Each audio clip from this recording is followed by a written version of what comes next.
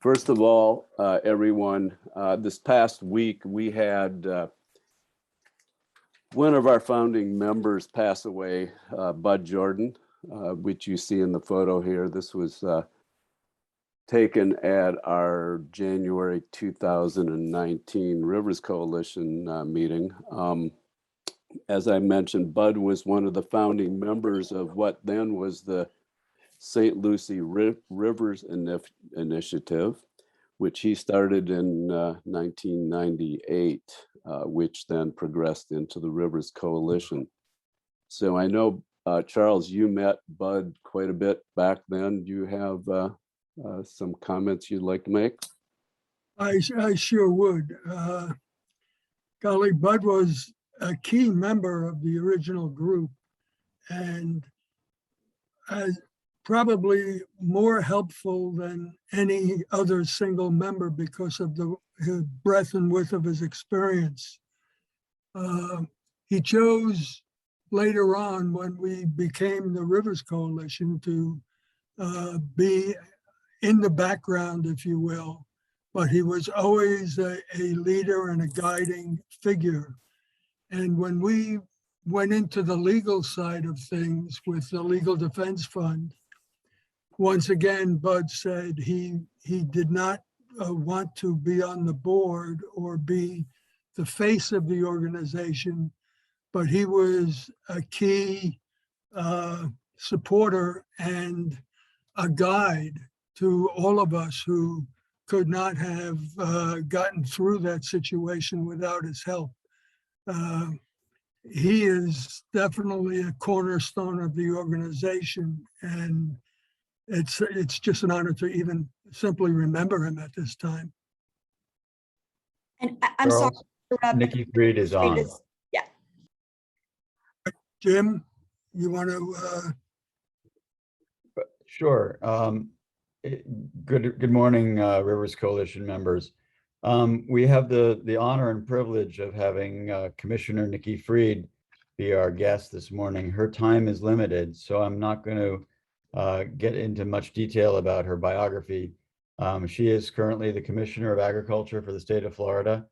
FDACS and the DEP and South Florida Water Management are sort of legs on a triangle as it relates to the governing of water issues, they as well as the Army Corps of Engineers. So without further ado, I'd like to introduce Commissioner Nikki Fried. Good morning, everybody, and it's so good to see so many of you that I have seen along my journeys along the way here as Commissioner of Agriculture. I have to just change my screen in a second.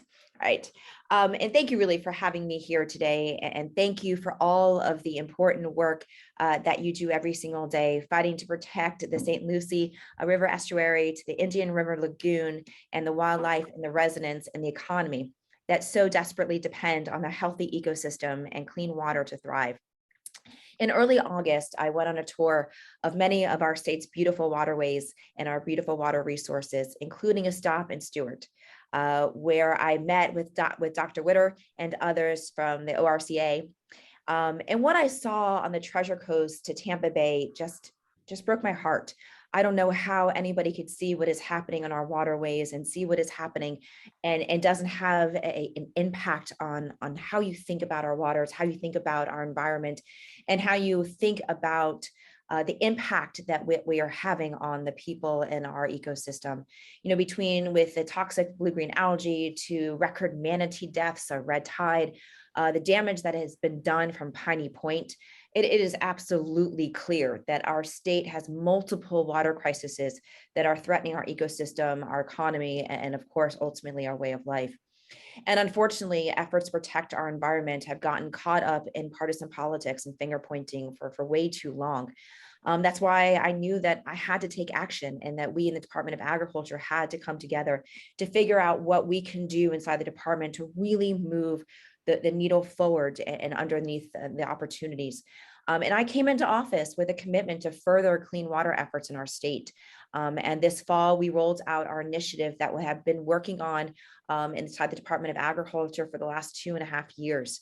And my team, and I know I've got some of them on this call, I want to do a tremendously large shout out. This has been a tremendously large undertaking inside the department because we had to turn things upside down. The things that we saw inside of our ag water policy are probably things that you all have been saying and yelling about for decades. But now that I've been able to get in, and Chris Pettit is on this as my ag water policy director, is mind-boggling what we were seeing, and knew that we had to do something. So we have been rewriting the rules when it comes to agriculture water policies. We have been taking landmark we've been taking landmark action to increase accountability, transparency, and of course, coordination between all of those moving legs. When I came into office in 2019, our Florida's agriculture best management practices, otherwise known as BMPs, had not been updated for over a decade. I think that we all can agree that a lot has changed in the last year and a half in technology, but certainly over the last 10 years. And our policies need to reflect the times, need to be utilizing the latest research and data and technologies that are available. And as part of our Clean Water Initiative, the Office of Agriculture Water Policy is revamping and reinventing our programs to ensure high levels of effectiveness. Otherwise, why are we doing this? We can have all the BMPs in the world, but if in fact a matter is, if people aren't following them and if they aren't getting the results that are intended, then there's no purpose for them. So we've got to make sure that we are looking at this and coming up with more common sense changes, like prioritizing high value projects with our cost share programs to get the greatest bang for our buck in our farms. We know that the legislature only allocates a certain amount to the department. And so we got to make sure that those programs that we are utilizing that money for is going to give us that best bang for our buck. Our farmers, who are the stewards of our land, we know that given the right resources and information, they're going to do good. And those that don't, we have to hold them accountable, which has not been done either. So we will continue to employ more of our efficient nutrient and water usage practices and make sure that they actually are doing good. We are also focusing on supporting a multifaceted practices such as cover crops and no-till drills that provide significant climate mitigation and carbon sequestration benefits.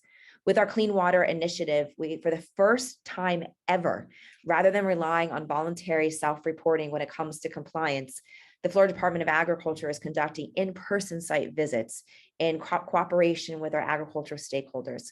And for the first time ever, we will be taking action against those who are refusing to comply with state law to ensure the best management practices are actually being properly implemented. Because again, we can do all of this legwork and have a program that even if people are not participating in, not complying with, have no repercussions, then why are they doing it?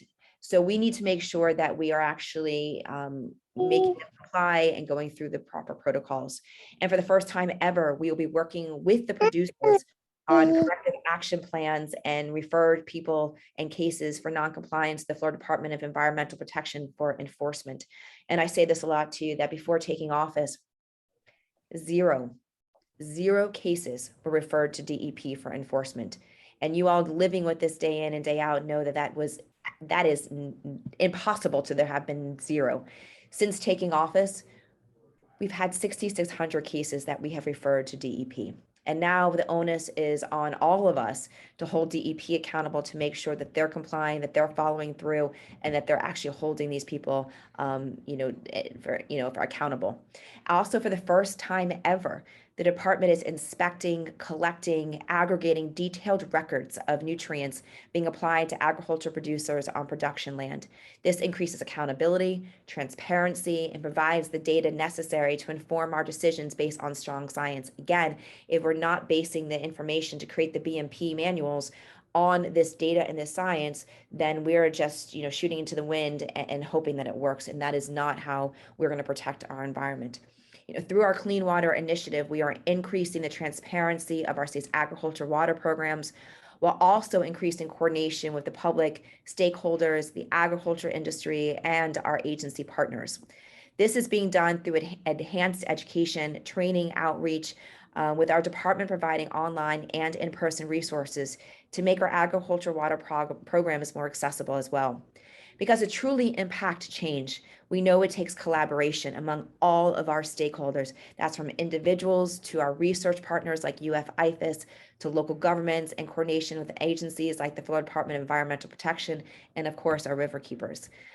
From starting at zero when I came into office to where we are today, continuing to move our office forward on clean water initiatives, we have come a long way to make these landmark changes. And I want to thank my team again for making this happen.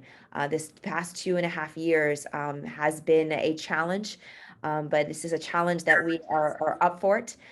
We know that our work is totally not done, but I'm proud of our department who have stood up and taken on concrete action to promote clean water in our state when no other department has ever done so in the past. We are committed to moving our state forward and implementing our clean water initiative and look forward to proposing further steps with hopefully support of the state legislature in this upcoming session. And so thank you again for giving me this opportunity to address you all, and really thank you all for all the work that you do on the ground every single day. And as I travel the state, hopefully I'll get to spend some more time with each of you. Thank you, Madam Secretary. This is Charles Grandy, and I'm chairing this meeting. We were hoping that you had perhaps a moment or two to tell us about what has happened with the optimization of Plan CC for LOSUM, and either you or Chris could explain how the benefits to the estuaries have been reduced during this optimization. Sure, and I know Chris is on, so I know Chris has definitely been much more into the intimate weeds on this issue, obviously. I'm looking for Chris. You're on here, right? Yes, ma'am. I'm sorry about that. I fumbled the baton toss. With in terms of the LOSUM process, the clear direction that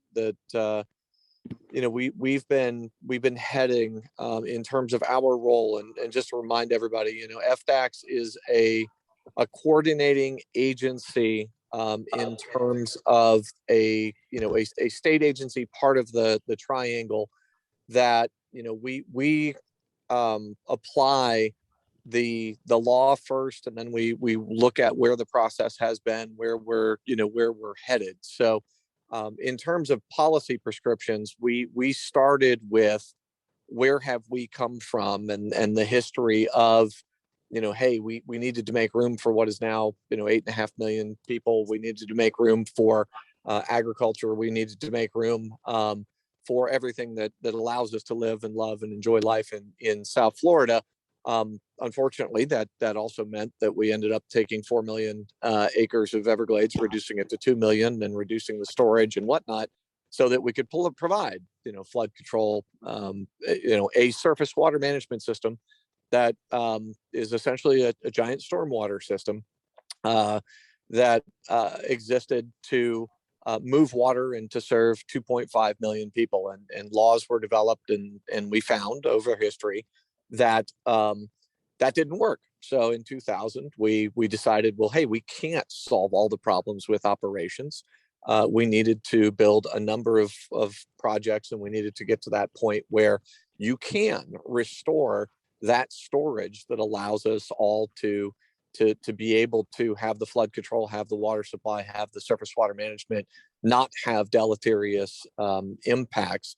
And we got there. We've gone through the Herbert Hoover Dike repairs, as we have gone from LORS 08, which was a 3-year interim schedule that turned into an 18-year interim schedule.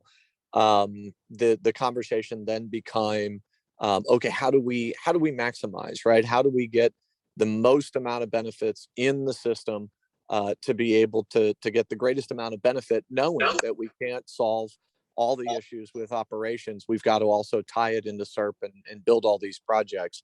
So as we provided technical input, and my office was involved as part of the PDT meeting as an agency, the stance that we really took was, okay, what are the laws on the books? What were the project purposes? What did the federal law say? What do the state laws say? because as an attorney, my oath is very, very valuable to me. And, we need to follow the law first. From there, it was really how do we maximize the benefits, knowing that we are able to then build on that with the greater comprehensive Everglades restoration projects. That's been the tenor through which we've supported the Corps and worked with our other triangle agencies. We have not supported any particular plan. We have taken, with our Chris? collaborations with the Corps and tried Chris, to move forward. Go ahead. Chris, this is Shelby. I'm sorry. I just wanted to give the commissioner the opportunity to say goodbye because she has to drop now. And so then I wanted to just let you go back on, but just wanted to turn it over for one last second.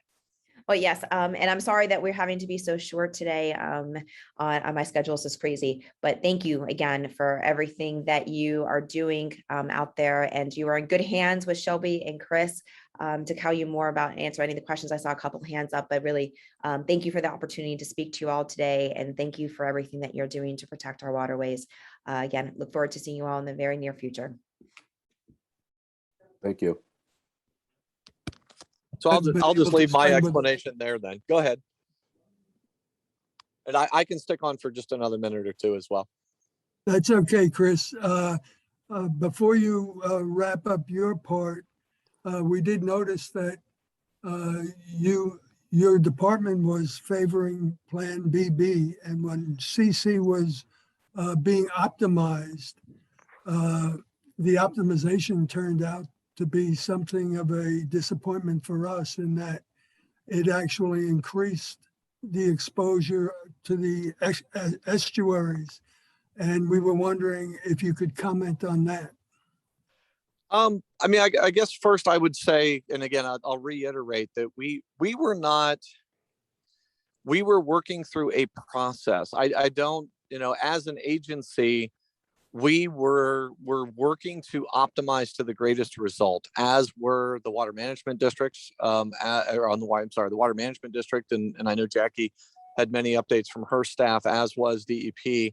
I had mentioned that we started from what is the law, and regardless of what plan was selected, it was going to have to be optimized, so that the choice that was really being made was, what was your starting point? What is the point from which you have to bring all the stakeholders together, because we are part of a cooperative team. So when we came at it, and again, when we were starting from what was the law, we took a look at, well, the LACO MFL is on the books. That's a regulatory document that the Water Management District has not changed. So we are held to that. It's not guidelines. It is the law. The state law is the law. So from there, given the legal constraints, that gives us our guardrails.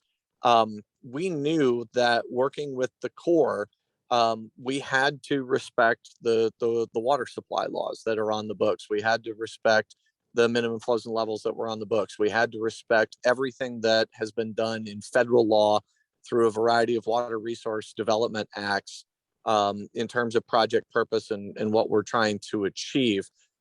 So we felt as though we could get to an optimized outcome that, again, recognizes the role that the lake and that operations play within the greater SERP context, because the operations of the lake are inexorably tied to comprehensive Everglades restoration and what needs to happen then with that process. So we believed that regardless of where we started, the agencies needed to come together. And again, the interest groups, be it agriculture, be it environmental, be it the various local governments, those stakeholders were going to come to the table. It was our obligation as a state agency to interact with our federal and state partners and kind of just, play our role in providing history, providing technical input, providing legal input, and allowing the Corps, who is the ultimate decision maker in this process, to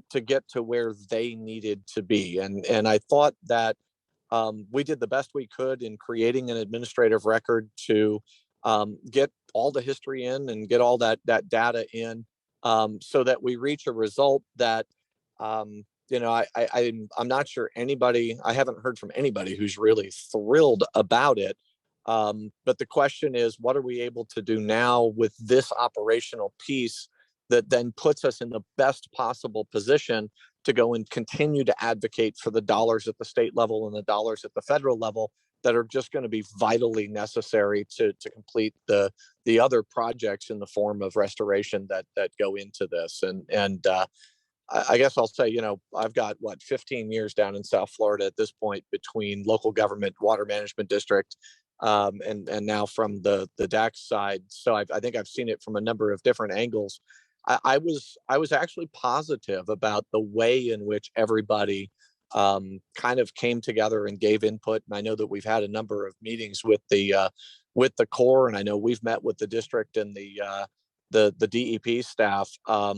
Having seen it in a much more dysfunctional manner, I will tell you, at least the process I was very, very happy with, because I've been in much more contentious rooms and frameworks. I'll put it that way. Thank you very much, Chris. Jim Moyer, did you have anything you wanted to bring up with Chris? Yeah, I think that, obviously we have been disappointed that water supply seemed to take a higher priority than the environmental health of the estuaries.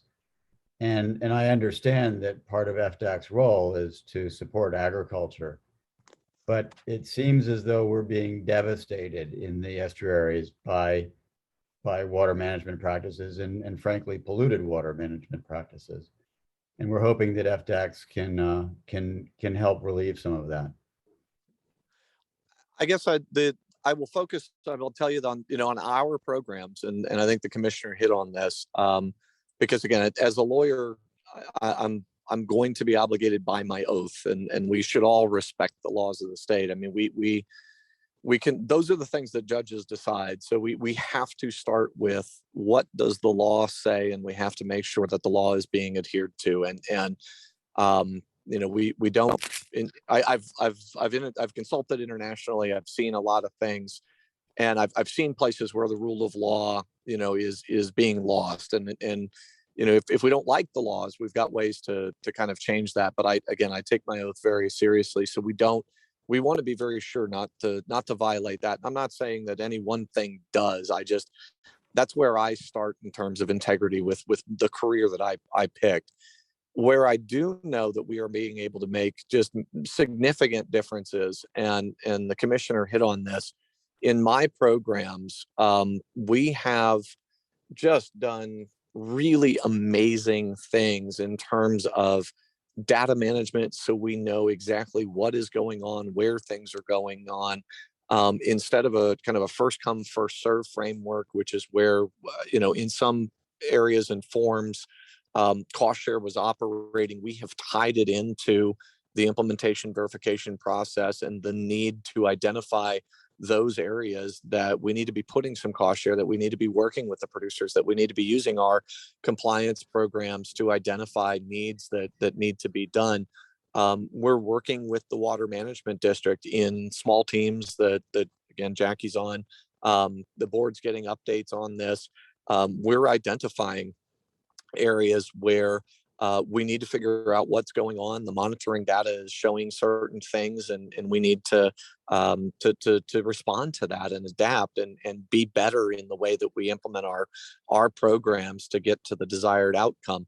The nutrient application record form data that we're collecting, first time that's happened. So we're going to be able to, on an aggregate level, be able to talk about baselines and understand what's going on, which it's a data point that we haven't had in the basin management action plans previously. And we've been having great conversations with DEP, and I meet regularly with the chief science officer to really talk about, how do we best utilize this, and how do we best come up with the practices, projects, and programs that we need to successfully move forward. How do we alter existing programs, dispersed water storage and whatnot, to be more targeted? How do we better put regional projects in? And it's not just in South Florida. We're seeing significant opportunity in the Springs basins in North Florida and St. John's as well. So I do think that there's, this all exists in a big picture. You've got to take your state programs and improve there. We've got to do the best we can. And the commissioner was clear on that, to maximize beneficial outcomes in operations, recognizing that it's not just the operations of the system that can solve all the problems. That's why we got SERP in the first place. We've got to tie it to the project framework, and understanding that we need to do it as expeditiously as possible, because nobody can continue to get hit in the manner that has happened over time, and that frankly climate change impacts and the wetter wets and the drier dries are going to exacerbate over time. So I think that there's a lot of positivity out there. Having seen it from a number of different angles of government and private industry, I choose to focus on how we can all, come together to continue to see progress throughout the system while respecting the laws on the books. I just think that there's a lot of, we live in such a negative world right now. I think there's a lot of positivity to be had if we continue to join elbows and say, okay, we've walked forward. How do we continue to walk forward? And again, Jackie and the district, the DEP has been.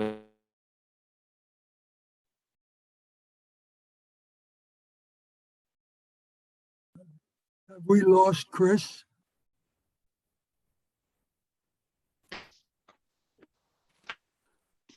Chris, are you still there? Am I still here? Can you hear me? Yes, you're back. Mm-hmm. Hello? Yeah, you're back. I'm sorry about that. So I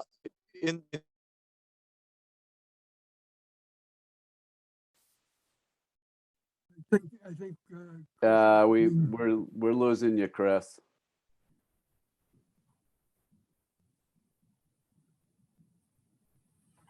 okay. This is I'm Shelby. back. I'm back. Oh, he's back. Okay, I know you have to get off though in 2 minutes though, Chris, at the most. Yeah, that's all right. I was going to just say thank you. So I appreciate everybody, and thank you for the opportunity to come on, and look forward to continuing to work with you to move the process forward. Okay, Chris, and we appreciate your hanging back and spending this time with us to get your points across.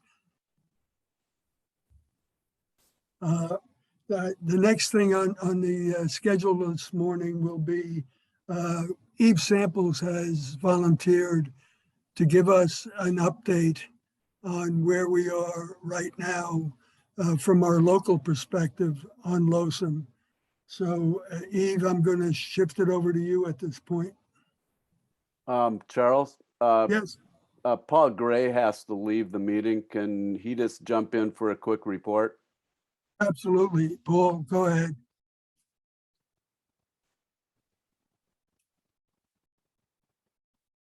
Are we sure Paul hasn't left already?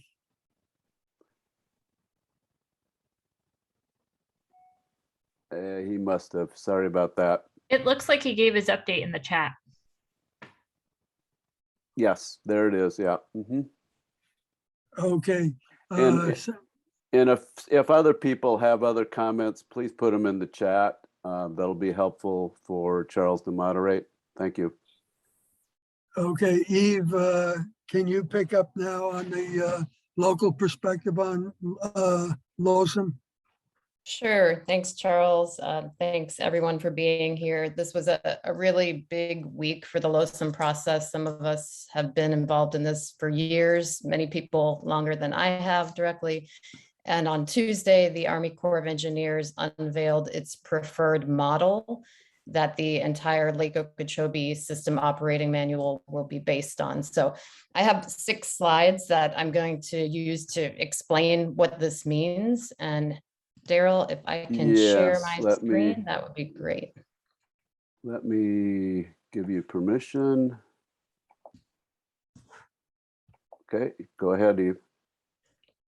Okay.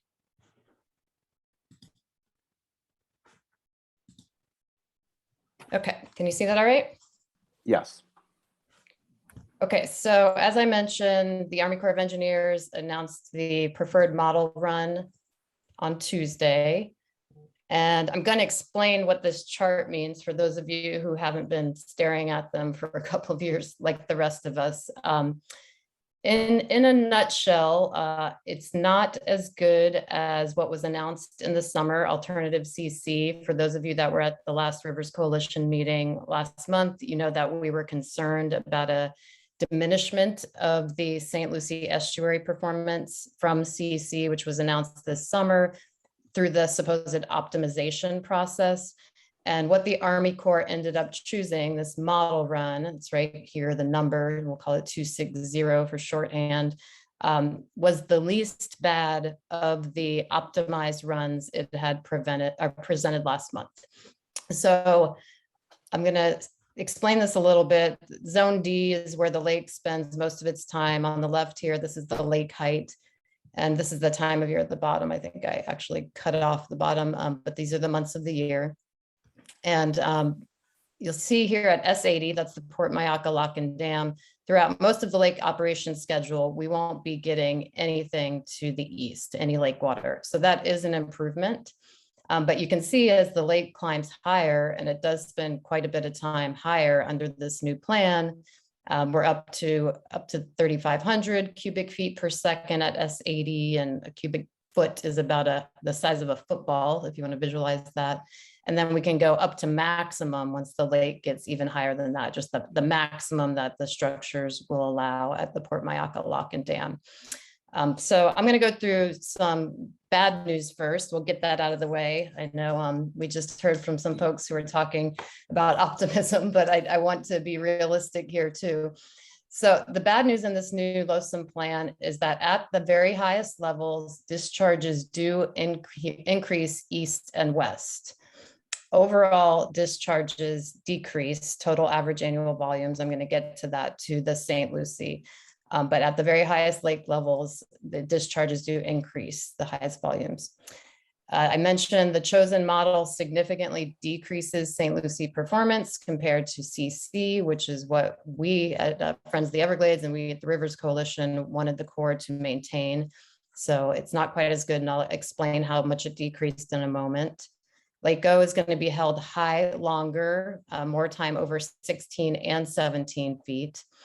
And then there's a conservation mode that is envisioned in this plan that prioritizes water supply assurances for the Lake Okeechobee service area. That's LOSA is the acronym the Corps and the Water Management District use, over preventing harmful algal bloom, or preventing harmful releases that can carry algal blooms east and west. All right, so now the good news, because there is some. So for the St. Lucie River, this plan will reduce average annual flows from the Port Mayaca Lock and Dam, that's where the lake water comes out of, by 37%, compared to if we lived with this current lake plan and we took no action today. It does some good for the Caloosahatchee here. It helps it with the needed dry season flows. Remember, the Caloosahatchee needs some during the dry season. The St. Lucie never needs a drop. And it helps the Caloosahatchee too by measuring the lake releases at S79 rather than S77. And then finally, I'd be remiss if I didn't mention that this new plan would more than triple flows south to the Everglades from the lake, from about 60,000 acre feet a year to 203,000. So let's look at what this means. Okay, so there's a lot of numbers on this chart. On the left here, this is existing conditions, what we're living with today. NA 25 is no action for 25 years, meaning if we kept LORS 2008, the current lake plan, for 25 years, that's what we would get. This bottom line is the preferred model, the chosen model run that was announced this week. So we have different categories here. This is Lake Okeechobee performance. Red is bad, green is good. You can see Lake Okeechobee's much higher under this plan compared to current. South Florida here flows south. You see they're going up. That's good. It's in green. Caloosahatchee here is in the blue at the top. The reason you have red here is because those high events that I talked about, those high volume discharges, are increasing. More of those events. Events are like an average 2-week period. And to the cut to the chase here, because I know St. Lucie estuary is what the Rivers Coalition cares most about, we'll end up with about 117,000 acre feet a year from the Port Mayaca Lock and Dam, S308, compared to 187,000 acre feet a year if no action was taken. So that's the 37% decrease. The red here shows that those extreme high events do go up a bit for the St. Lucie. And to give you context, the Corps didn't put CC on this chart, but CC would have gotten us down to 72. And that's why we were really pushing for it. That would have been a real difference maker. As it is now, we're looking at a third reduction, and there's a big caveat to that I'll talk about in a moment. So we'll see. And then finally, water supply on the right here. Water supply gets better. A lower number is better. These are cutbacks. So LOSA includes EAA farmers, sugarcane farmers, and they go from 30% cutbacks under no action down to 22. Okay, one more chart here. There's a concept, I'm actually going to skip ahead one because this will explain it a little better. There's a concept called conservation mode that the Army Corps of Engineers envisions in this plan. And we had been advocating for these flows south to go maximum all the way down to the water shortage management ban. We also believe that beneficial flows to the Caloosahatchee should be maximized throughout the dry season, give them all the water they need. Because if you're doing that, you're getting the lake as low as possible during the dry season so that when June 1st rolls around, the lake isn't as high and you have a lower risk of discharges, harmful discharges east and west. However, you can see here, and I zoomed in, this blue box and these zones D1 and D2 explain that they're going to kind of turn the faucet on those releases as the lake gets lower. So flows south will be curtailed as the lake gets lower. Flows west will be curtailed as the lake gets lower, depending on climate conditions and the lake stage. And we have a real problem with that because that's purely for the benefit of water supply. It's above the water shortage management band, right? So if you're above a water shortage area, there's no reason to stockpile water in the lake. And we know that it could be harmful when June rolls around for the estuaries. So I'm going to go back to that slide with all the numbers here and show you that the Corps knew a lot of people were concerned about this, so they explained to us what it would do. So this 117 is what we're looking at the model run. If they didn't use conservation mode east, south or west, we'd get the St. Lucie down another 11,000 acre feet. So it would be an improvement. And you would have more optimal events for the Caloosahatchee too. So we think there's no reason to give these assurances to EAA farmers as a kind of a buffer zone for the lake. And the good news is we still have time to weigh in on this because the Army Corps of Engineers is continuing the process. All right, and I just zoomed in on that part of the chart. So in the modeling, LACO releases in Zone D vary, moving through the zone based on climate conditions and current system state, with more conservative releases near the Lake Okeechobee water shortage management band. Okay, so LOSUM isn't over yet. There's one more thing we need to talk about. I mentioned the conservation mode. A lake recovery mode is envisioned. You know that the Army Corps is going to hold Lake Okeechobee higher under this plan. The reason for that is because the Herbert Hoover Dike has been rehabilitated. Lake advocates are concerned about that. I'd imagine, I haven't read Paul Gray's comments in the chat yet, but I'm sure they're concerned. He's concerned, I've heard him say that. And the way the Army Corps is proposing to address that is by having certain years when the lake gets a break and you draw it down. Well, what that could mean is increased discharges east and west. So potentially in some years, maybe many years, that could completely wipe out that 30% improvement, 37% improvement for the St. Lucie in average volume. So that if that happens, that's certainly not going to look like a win for the St. Lucie, and the Caloosahatchee could really suffer as well. And the Lake Worth Lagoon, it's worth mentioning that the Lake Worth Lagoon is impacted by all of this. So that's an opportunity for us to keep the pressure on. LOSUM won't take effect until 2022. And now the Corps, now that they've picked this model, they're going to begin writing the language around it and completing an environmental impact study statement that's required under federal law. So lots more opportunities for public input. So stay tuned. that's it for me. I'm happy to take any questions if there are any.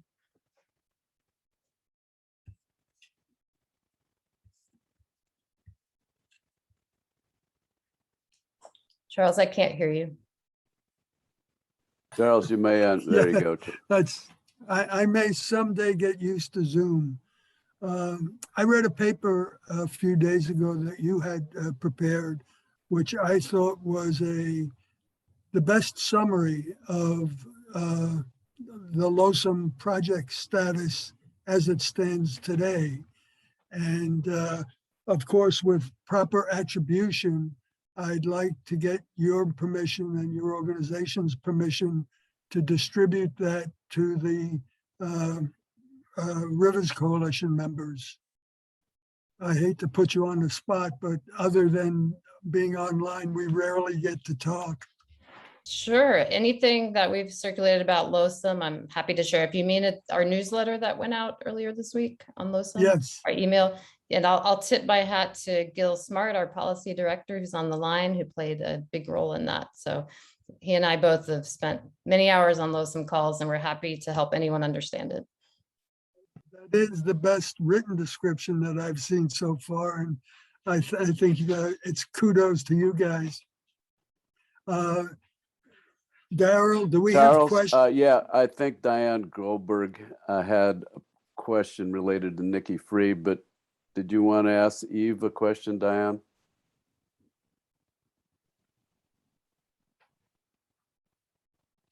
Okay, got me unmuted.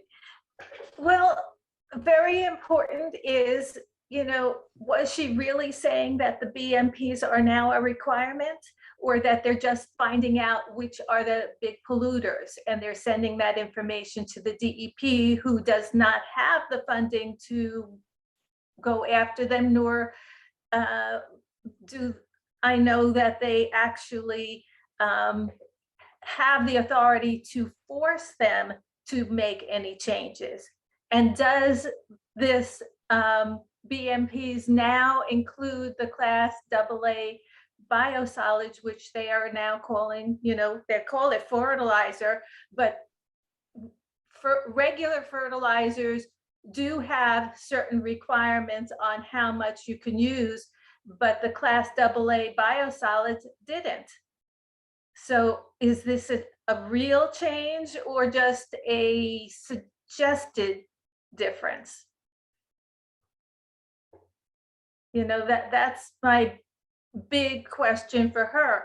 Then we had Chris Pettit, who actually said, we are going to have a problem with climate change, with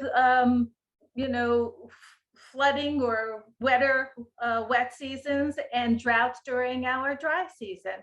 Well, we need, how are we going to get to that point where and we can get to this point where we have so little water during the drought season that there is not enough, and how are we going to choose between all the residents, and we have such a big urban sprawl that 1,000 people every day are coming down here, that we have to satisfy with water. And forget about lawns, let's just talk about drinking and bathing water. This can become a problem with climate change, to say, are we going to give it to them, or are we going to give it to agriculture? We can do some resilience measures, but we'd have to start now. We'd have to really ask agriculture to take their water during the wet season, even if they just have a small portion of their property, to take that water and hold it for when they need it, because we're going to get to the point where there's not going to be enough for all their needs when they want it.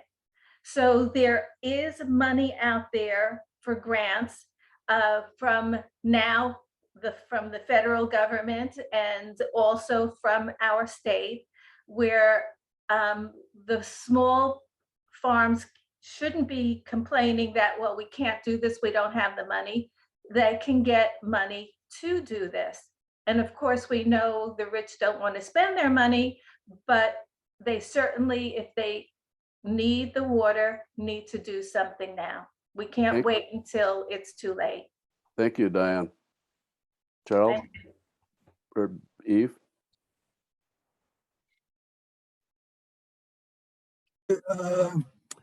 If I can jump in here on the last part of Diane's discussion about potentially having to allocate water during the exaggerated dry seasons. Our perspective locally has always been, we actually never need water through 308. So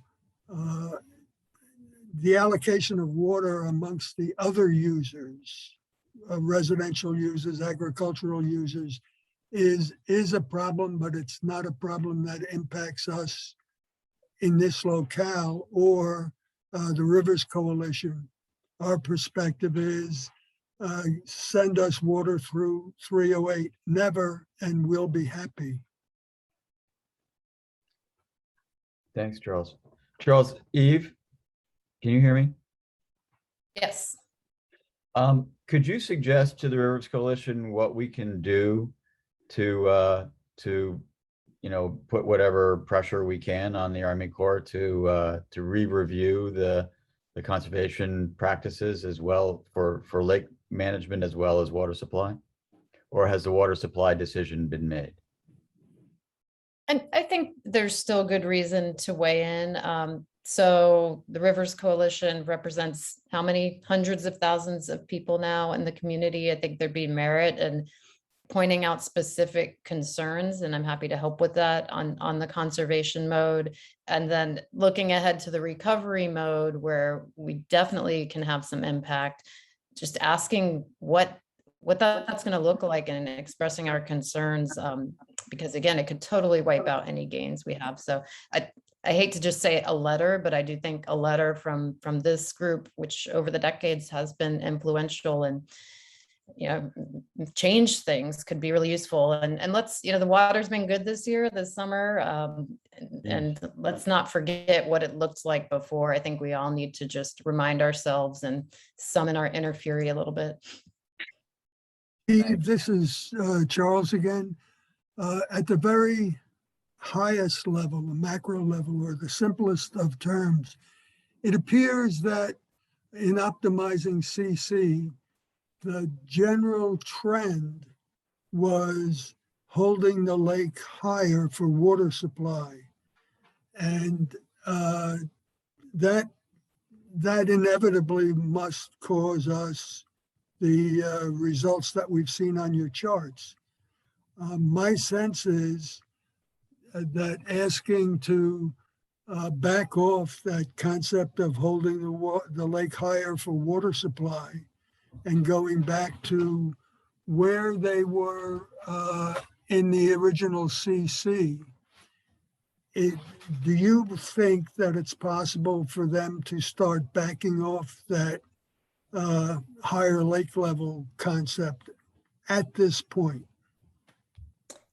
So the harm to us in CC really came because they were looking for ways to bring relief to the Caloosahatchee. And of course, they never wanted to do any harm to a water supply. And when I say they, I'm talking about the Army Corps. The South Florida Water Management District issues those permits, makes calls about, water supply when we are in or near a drought. So they have a big role to play here, and they're advising the Army Corps and working with the Army Corps on this. So we always knew the new lake plan was going to hold the lake higher, because the current lake plan held it low because the Army Corps was so nervous about the Herbert Hoover Dike. But the ultimate solution really does have to be getting the lake lower during the dry season and stopping this ridiculous system of prioritizing hundreds of thousands of acres of sugarcane over all the rest of us. And there are legal permits for those uses, and they have to be met as long as they're on the books, but we don't have to over meet them or give an extra buffer so that you don't even come close to getting down to the limit. Are there any other questions for Eve? Okay, really appreciate you spending the time and effort on this update, Eve. Thanks. I'd like to move into the reports at this point. Do we have a report from Diane Hughes on Martin County? Hi, can you hear me? Yes, ma'am. Can I share my screen? Uh-oh. I get permission to share my screen? You bet. Daryl, are you on that? Yeah, I'm sorry. I'll take myself off mute and hold on, Diane. Trying to find you on the list.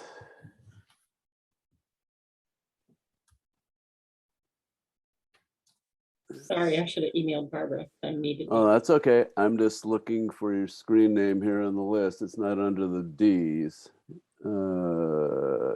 What screen did you sign in as? It should be. Diane Hughes. Why don't I see it?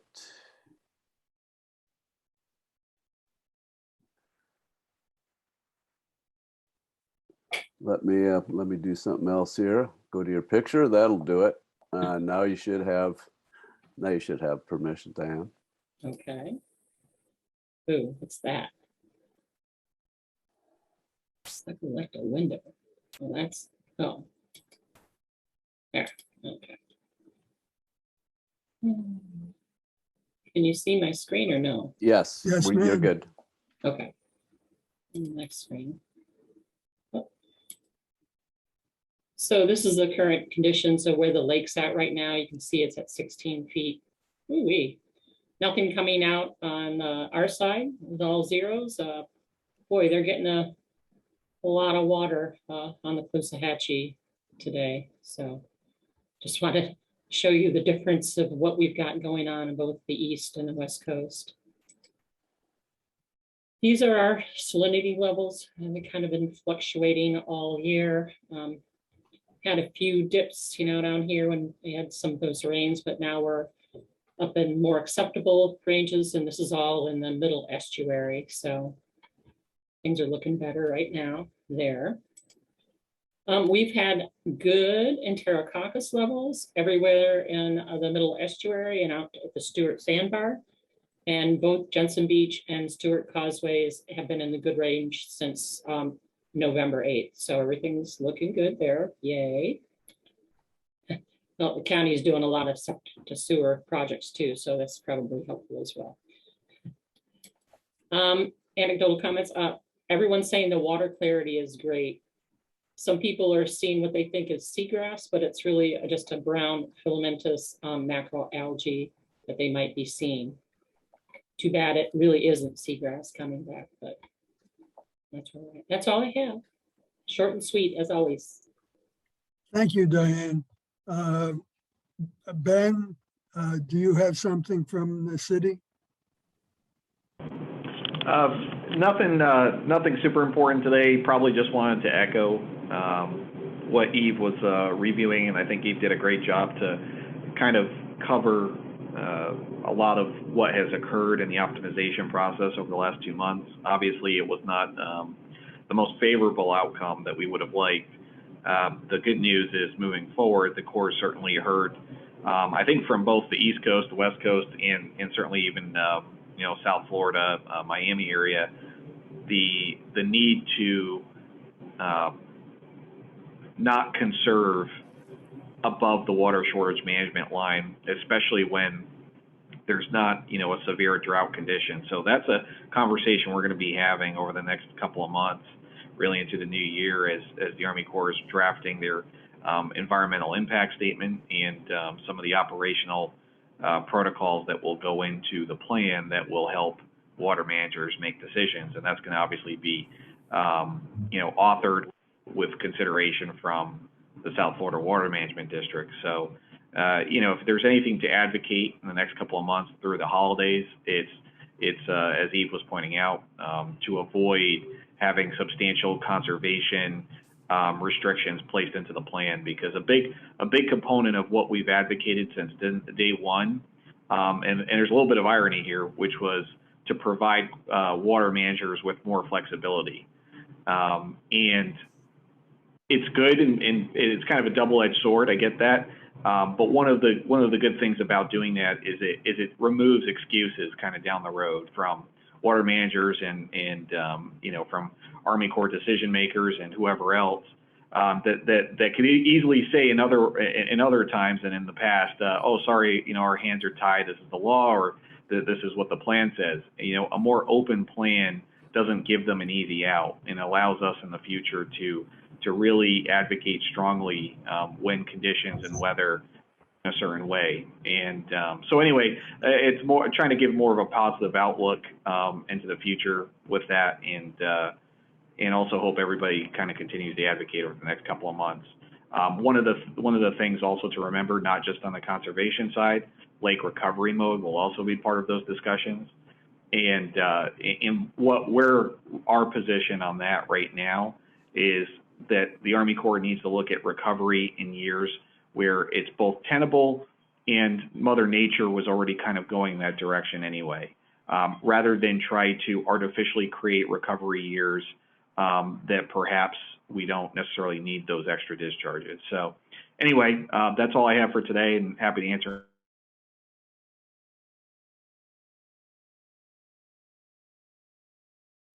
One of the more pleasurable parts of our meetings is every month we get to hear from Jackie. So if you can bring us up to date on what's going on at the Water Management District, Jackie.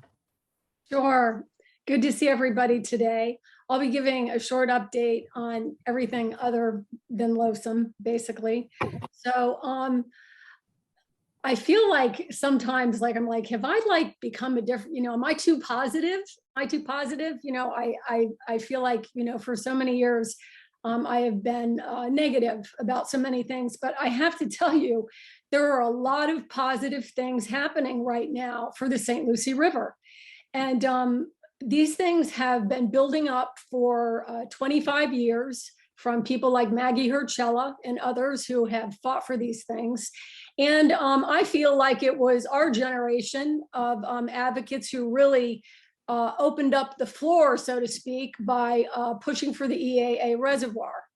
I know not everybody agrees on that, but that is an accomplishment, in my opinion, that it is under construction on the IDS. Another great thing that happened last week was that the South Florida Water Management District purchased land for C25 for the reservoir and stormwater treatment area. C25 is part of the sea canals. It goes in at Taylor Creek and dumps out into the Indian River Lagoon and is swept up by the Fort Pierce Inlet. But all of those canals can be run north and south. So they can take that water and they can dump it through C24 or C23 or vice versa up into C25. And so just reviewing a little bit. So Indian River Lagoon South, which is what is the SERP project for our area that Mr. Chella and others spilt blood over.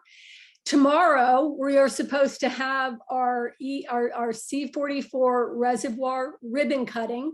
I just saw an email that they're expecting inclement weather, so it could be postponed, but that will be the first major SERP project of all of them, other than the Melaleuca project. And it's going to be celebrated right here in Martin County. So Martin County commissioners, all Martin County commissioners deserve tons of credit for buying land for that to start it off. And it will clean water coming out of the C44 canal and then put it back in. Also, last year and the year before, amazingly enough, as we were all fighting for the EAA reservoir, the Army Corps moved forward with the C23 and the C24 reservoir, and also the C23, C24 STA. Those reservoirs they have a north and a south, and then they have the STA. They had problems with those lands. The South Florida Water Management District and the Army Corps had found cultural things, which means they found Indian cultural heritage site it could be burials or artifacts, but they had to change the land because of that. So it had been postponed, but they finalized everything last year. So those are in place and they're in design on C23, C24, and the STA. So this is pretty amazing. You've got the EAA reservoir going. You've got C44, C23, C24, and C25 all moving forward. I think that this is phenomenal, and I have a lot of hope. And then LOSUM, if we can get that as good as possible on top of it, I mean, we can do this. We just have to get it to the finish line. And then the triangle, which Chris Pettit was talking about, this is a real thing. Florida statute requires NEEP, which is Lake Okeechobee, St. Lucie River, and the Caloosahatchee River for water quality to be corrected in those areas through the 3 agencies of the state: DEP, South Florida Water Management District, and the and FDACS. And FDACS has been making progress. All of the agencies are making progress, and they're redoing their cooperative agreement. I'll say this real quickly. It would be like a household, okay? Say you had, I'm just going to be traditional, you had a husband and a wife and children. Nobody's talking to each other, okay? The wife's doing this, the husband's doing that, the children are running around doing whatever they're doing. Nobody's talking to each other. Picture a household like that compared to a household where all 3 of those entities are talking to each other. That is what we have inspired at the South Florida Water Management District. And they are giving reports. I have all of their reports. Hopefully next year, this will start becoming public. There will be some public meetings. They're even talking about a report card. So, Diane, I appreciate your questions and your doubts and concerns. I cannot tell you things are perfect, but I can swear to you that things are moving in the right direction, and I'm excited about it. And it's because of you and others that continue to push the envelope for, a better water future for this state. So thank you. Hi, Jackie, this is Daryl. Blair has a question for you. Blair, you ready? Sure. Hi, Jackie. Great report. I'm glad to hear the progress. I think the C44 is going to do wonders for our local watershed. I was wondering if you could touch on the status of STAs 3 and 4. Last November, a year ago, we weren't able to send water south because we were told they were being repaired, and sort of in that sort of was going to prevent us from sending any lake water. And Diane showed the slide earlier, and we currently we're in November, lakes at 16 feet, and we're not sending any water south. And it sounded like Drew said the other day that the lake is the STAs 3 and 4 are under repair again. Is that going to be one of those things that every year that's going to prevent us from sending water south during the dry season? Do you have conversations with the other folks at the district regarding the STAs and their health and status? We do. And, those are at the board meetings, primarily when Mr. Lawrence, Glenn goes over the stormwater treatment areas, and he does it very in detail, like sometimes to the point that I'm like falling over. It's so in detail because those stormwater treatment areas, it's not just like one big block, they're split into cells. Even 3-4 is gigantic as it is, it's separated. And so to answer your question, no, I do not think that every year they will be repairing those things and they won't be able to send water south. But do I think that temporarily here and there they will be repairing them? Yes, I do. But I think right now they're doing like the biggest repair job that they've done in, 10 years, as far as having so many under construction at one time. And that's because there's money flowing right now. You do the work when you know the money's flowing. But there is so much pressure to send water south. Look at how, a positive part of LOSUM is how much water they'll be sending south. It went from 60 to 200,000 acre feet as a quote unquote requirement. I mean, that's phenomenal. Your father, that message of send the water south, send the water south. I mean, we even had Rick Scott saying send the water south back in 2010, 2012. I mean, that is, I think, the most resonating message. And the district will never be able to stop the water going through the through 3-4. The district will, I believe this, the water will be moving south. The Army Corps, the Corps, the people of Florida will be pushing for that to be sent south. And as we know, there will always be enough water for water supply. There will be dry years and there will be wet years, but there will always be enough water for water supply, for agriculture, and to rehydrate the stormwater treatment areas, and also for the wildlife, hopefully most of the time down there, some of those great bird rookeries.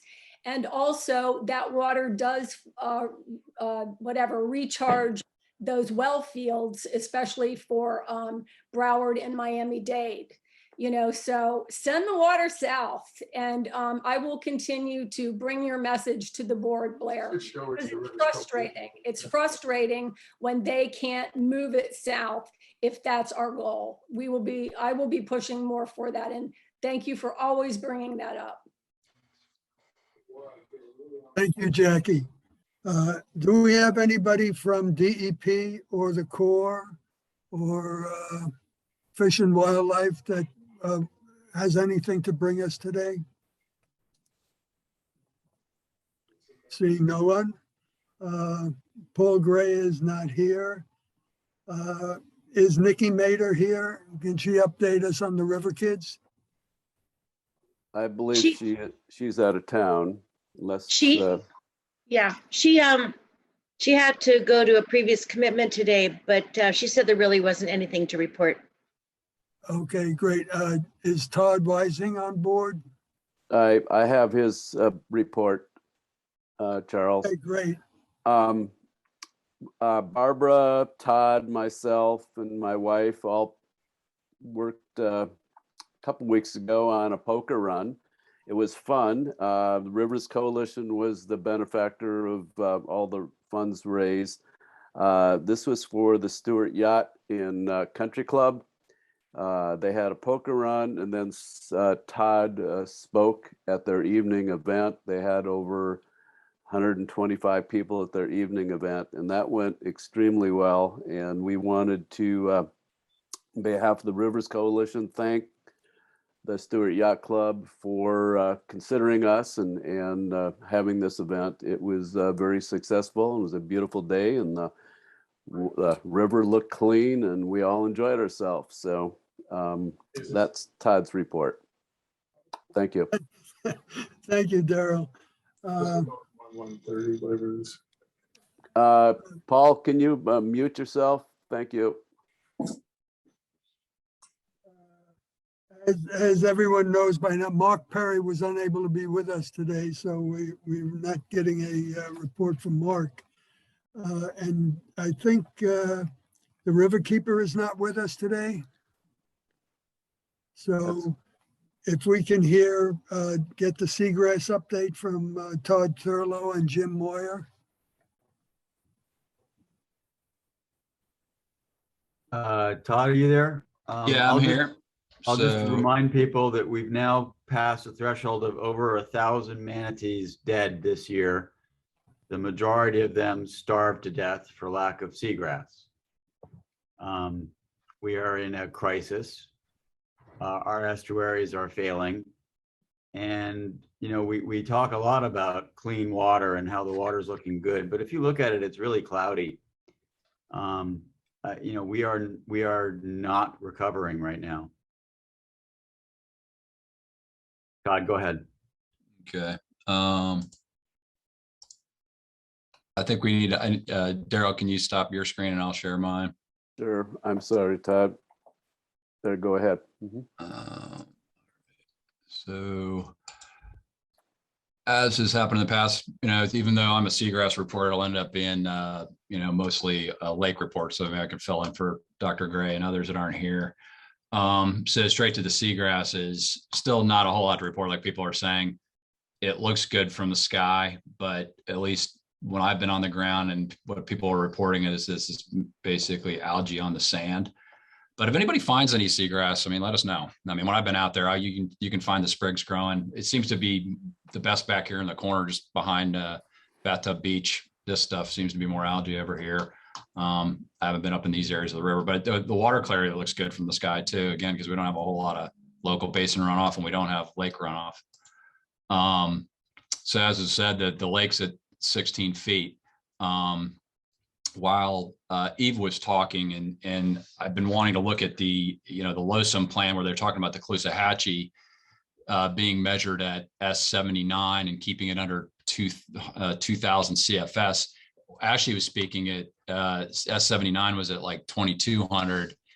And so you can kind of see that interaction right here. And it's going to be interesting to see how this plays out. Because like right now they're at 1782 and 1458 of that is coming from the lake. So if the criteria later on are that they need to keep this below 2000, the second the local basin runoff exceeds that, then they have to close the lake and they're not going to be able to send lake water into the Caloosahatchee, which is good.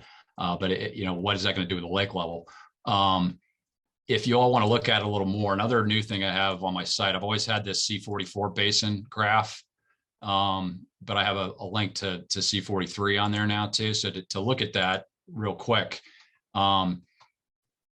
you can see the Caloosahatchee earlier in the year with the lake runoff, but then they closed the gate upstream, and these blue bars are the downstream flows. So this is all local basin going into the Caloosahatchee. So yeah, when you're talking about that 2000 number, I mean, look here, just back in September, they were getting 20,000 acre feet a day, but that's all local basin runoff. So if that's the criteria, that means no lake water, because that's well above 2000 CFS. To 20,000 acre feet is about 10,000 CFS. So they're way over 2000 CFS. And you see the lake water coming out right now. So the other things, I kind of put my report together while other people are talking. So if people talk about stuff, I grab stuff while they're talking. We were mentioning the STAs. This is, you can get to that through this live data link on my site too. If you scroll down to the South Florida Water Management District, but you can look at those STAs. So Blair was asking about the fact that we have no water going south, no lake water going to the STAs. You can go in there and see the flows right now and say, like, here's the 3-4 that Blair and Jackie were talking about, and you can see inflows. So they got inflows coming in at 1,000 CFS. Well, if there's no flow coming out of the lake, that's coming from the EAA. And so, EAA water goes into the STAs during the wet season, no lake water. And that's all there for anybody to look at. I guess the last thing is by popular demand. I again, on the fly, kind of threw up this map at our last meeting, and I got a lot of inquiries about it because it's kind of telling about the elevations. Of course, I misspoke because I was kind of thinking ahead of my mouth, and I said something along the lines of, we all know water flows south. I meant to say, we all know water flows downhill. We know the water's not flowing south, and that's part of what this map. So it's on my website now because people were asking where is it? It wasn't on my website, so I just put it on there last night for everybody if you want to go look at it. So this is a digital elevation model that was done back in 2009, but it shows you the elevations of our area, and you can kind of see how the lake just kind of spills south, and the fact that we're over here. Now, I did a zoom for everybody so you can have a closer look at it. This is our area. So my point in the last meeting was, this is the St. Lucie River over here. We have these ridges out here. Water's never flowed east from Lake Okeechobee into our estuary. Maybe the Spanish back in the 1600s thought it was connected in their old maps, but it was never connected. And this little line here is the C44, which is our connection, our artificial connection to the lake. And as I meant to say, water flows downhill. So downhill, and the map was for something I was doing for my mom about the St. Johns River and this historic thing. Here's the Green Ridge. That water actually flowed north here. The downhill was here, and you can see where it would go into the North Fork of the St. Lucie River, not the south. And the St. Johns River basin's up here and go all the way up to Jacksonville. And then this is the Orlando Ridge, which is Indian Town. This water flowed towards the lake. And so another thing I was going to mention too, someone brought, I guess, Jackie, you might have blogged on something. You had an old picture of the C-44. And I almost wanted to comment on your blog to say, notice that there's no S-308. S-308 was not there just not too long ago. S-308 was put in later. So, the C-44 used to, when the gate was closed, it would flow backwards into the lake because there was no gate at the lake. They put the gate on later so that the lake could be raised so that it could be higher. I threw some other images in there too. This stuff is from the South Florida Water Management's website. You can find it if you dig in there, but I just put it on here so people can click on it. So you might find those interesting because a lot of people were asking for it after I showed it. And that's it. Thank you, Todd. May I say think- something? I'm sorry, I couldn't find my raise my hand. Yes, ma'am. Go ahead. Thank you. First of all, Todd, thank you for reviewing those images. And just, would you go back to your seagrass image? I just feel like I need to say this. So Mary and Dutch Radabaugh had contacted me because generally speaking, people were renting those, whatever they're called, what are those personal crafts called over by the old Indian River Plantation, Todd? They like the jet skis, Sea-Doo kind of things? Skis, yeah, and driving them right across, people don't know any better, they're from out of state. They're driving all over the seabeds, not the seabeds, but the grass beds where there might be some rhizomes in there, some roots. And I had contacted FDEP to see if there was any way to put some kind of signs up or some kind of barrier so people wouldn't just be going across these things or whatever. And they ended up sending me to Jupiter, where there's a group in Jupiter. Her name is Mrs. Haig. And what they've done there is, because the state agencies will not put up signs, is that they've started a foundation.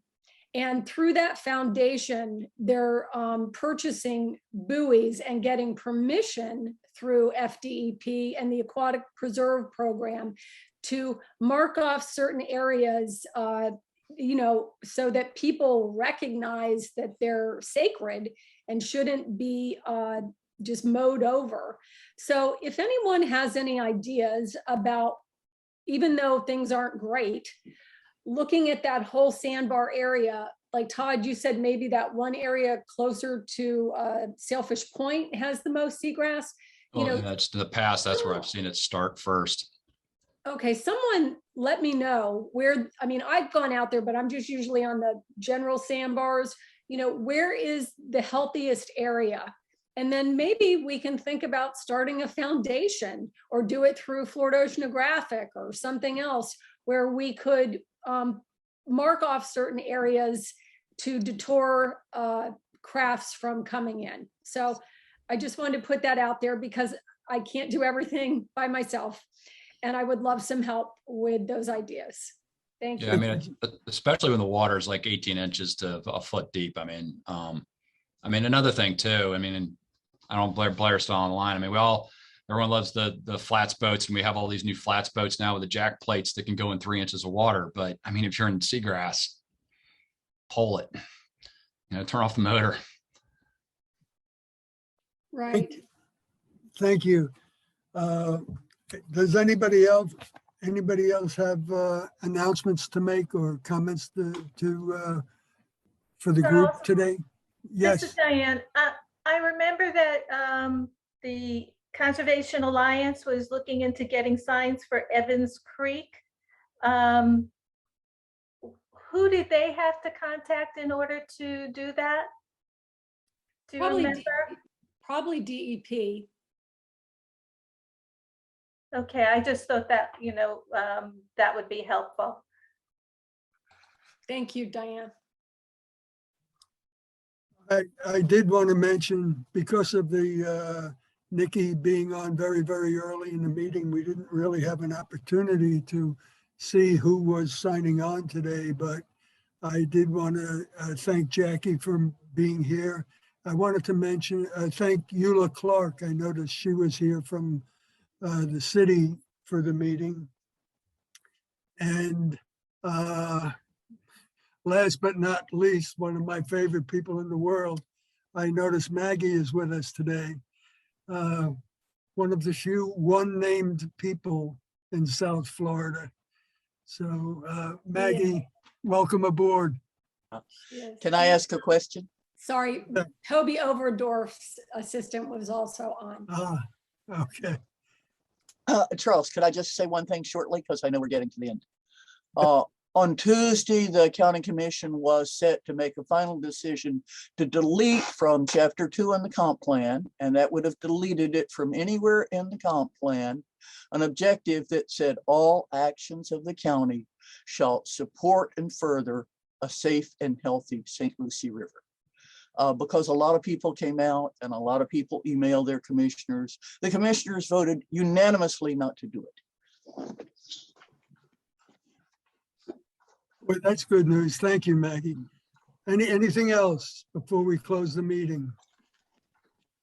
I'd like to thank everybody for coming today and look forward to seeing you with us in the future. It's also the last meeting of the year, Charles. So happy holidays, everybody. Thank you, Jim. And we're actually hoping to be in person in January. So keep praying that that we can meet in person, and you guys all have a great Thanksgiving. Take care. Thank you all. Thank you. Over and out.